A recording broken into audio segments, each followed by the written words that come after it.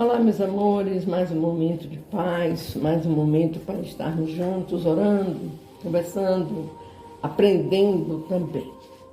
Vamos pegar nossa água para que possa ser fluidificada no final.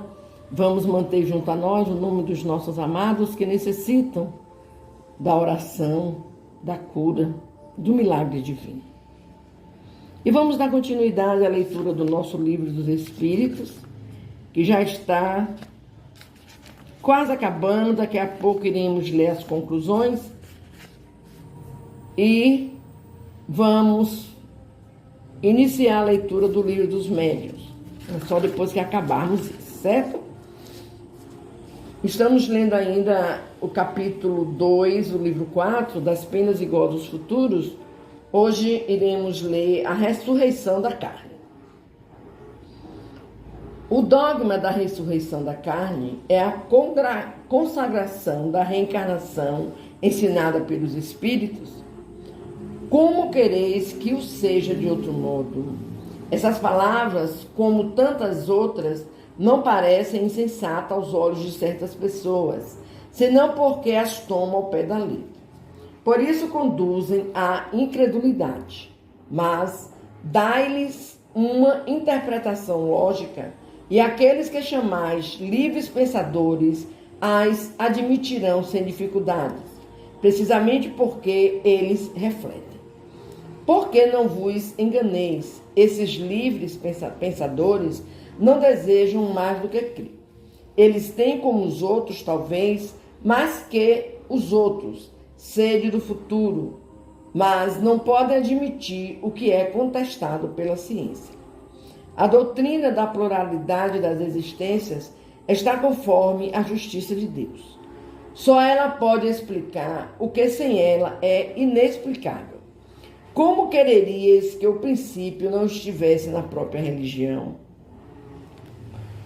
Assim, a Igreja, pelo dogma da ressurreição da carne, ensina ela mesma a doutrina da reencarnação?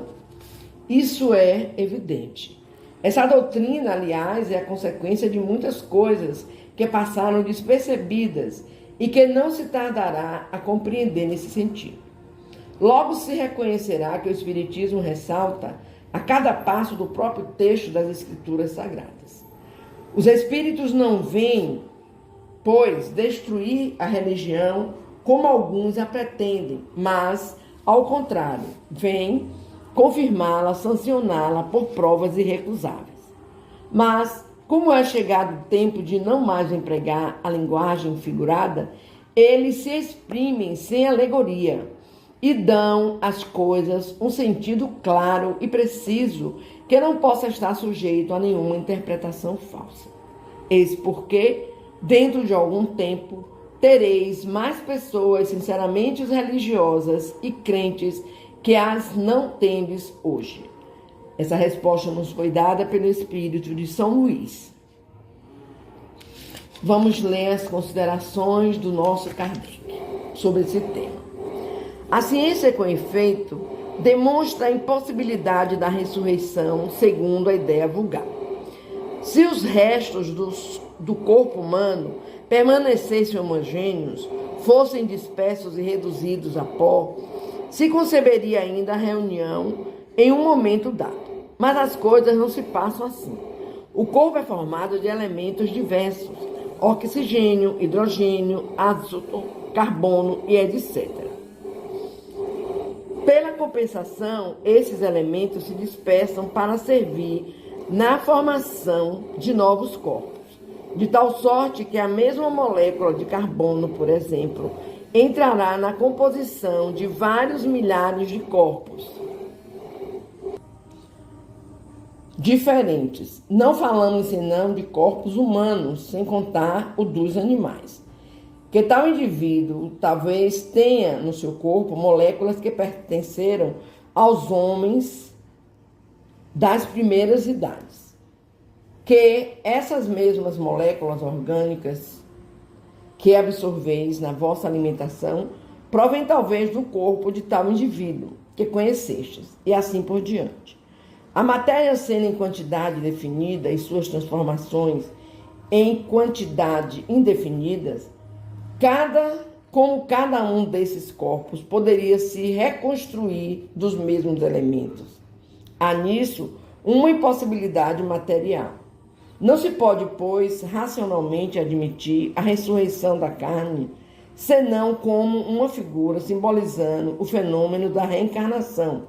E nesse caso não há nada que choque a razão, nada que esteja em contradição com os dados da ciência. É verdade que, segundo o dogma, essa ressurreição não deve ter lugar senão no fim dos tempos, enquanto que, segundo a doutrina espírita, ela ocorre todos os dias.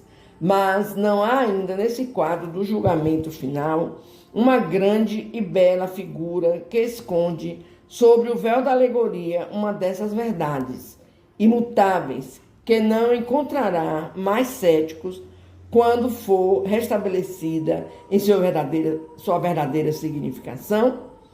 Que se queira bem meditar a teoria espírita sobre o futuro das almas e a sua parte depois das diferentes provas que elas devem suportar, e se verá que, à exceção da simultaneidade, o julgamento que condena ou que as absolve não é uma ficção, assim como pensam os incrédulos. Observemos ainda que ela é a consequência natural da pluralidade dos mundos, hoje perfeitamente admitida, enquanto que, segundo a doutrina do juízo final, a Terra é considerada o único mundo habitado.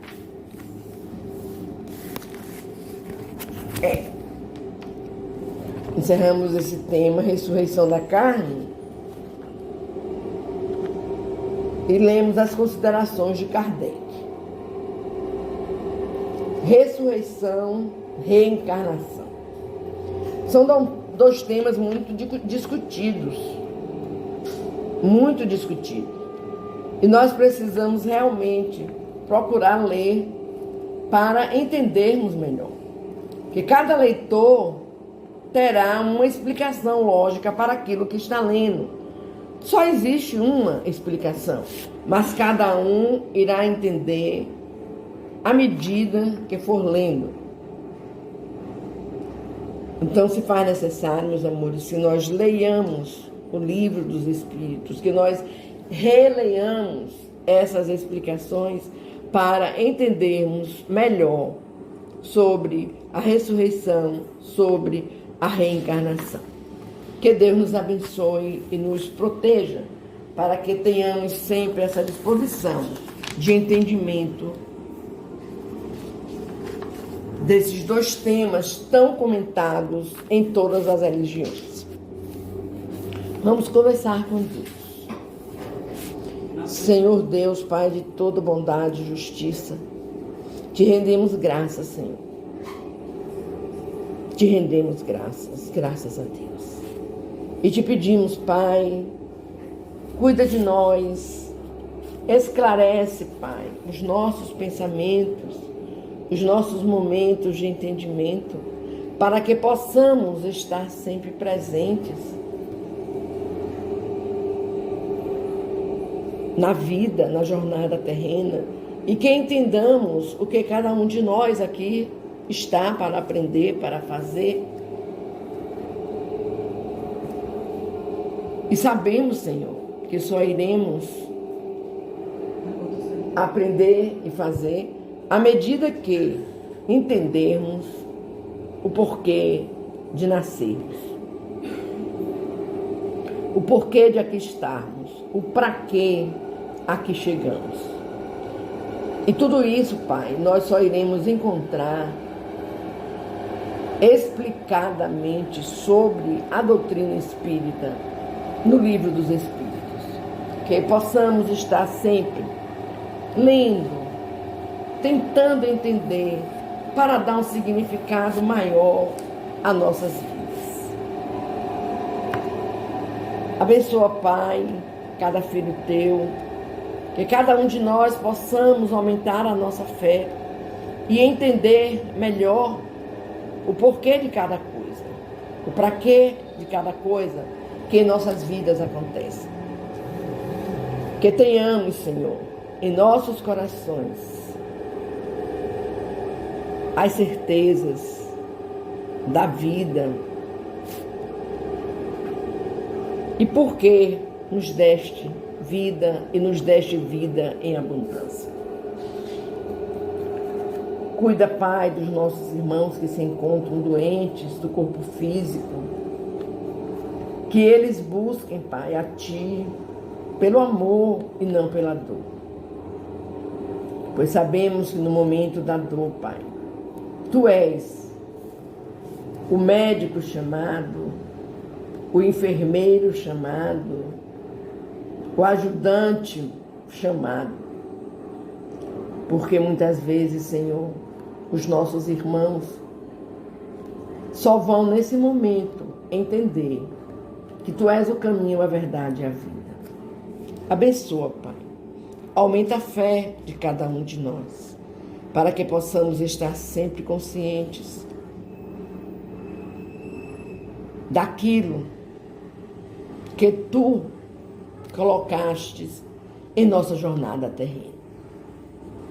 Tenha misericórdia da humanidade sofredora, Pai. Aqueles países onde existe a guerra, o desentendimento dos nossos diretores, dos nossos homens que governam os nossos países. Que eles tenham amor no coração, que eles tenham paz e que eles possam transformar cada país num cantinho gostoso de amor e paz para se viver. Cuida, Pai, dos nossos irmãos que sofrem dos problemas espirituais, para que eles consigam chegar a um entendimento e saiam desses momentos de tanta tristeza, tanto sofrimento. Que os nossos irmãos desencarnados encontrem na pátria espiritual a explicação necessária para a jornada terrena que se encerrou. Tenha misericórdia, Pai, dos lares, que nossa Mãe Maria possa estar sempre presente em cada lar, abençoando cada lar e colocando aí fagulhas de amor, de paz, de compreensão, de respeito, de fraternidade. Que os nossos irmãozinhos, Pai, que saem desse mundo do lar em busca dessa libertação no mundo afora, voltem para seus lares e descubram o verdadeiro sentido de estarem nesses lares, que não é à toa que eles aí estão. Nada acontece por acaso, Senhor. Que nossos irmãos voltem ao encontro do seu lar e possam ser felizes em todos os sentidos. Porque a felicidade de aqui estar na terra, nós sempre encontramos em nosso meio Jesus Cristo.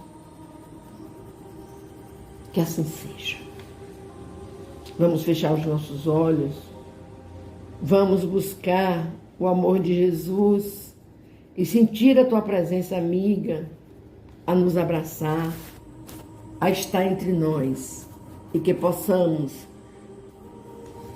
através do Pai Nosso, fazer a fluidificação de nossas águas, pedindo aos nossos espíritos amigos, benfeitores espirituais, que possam estar trazendo dos hospitais espirituais os remédios necessários à nossa cura física e espiritual.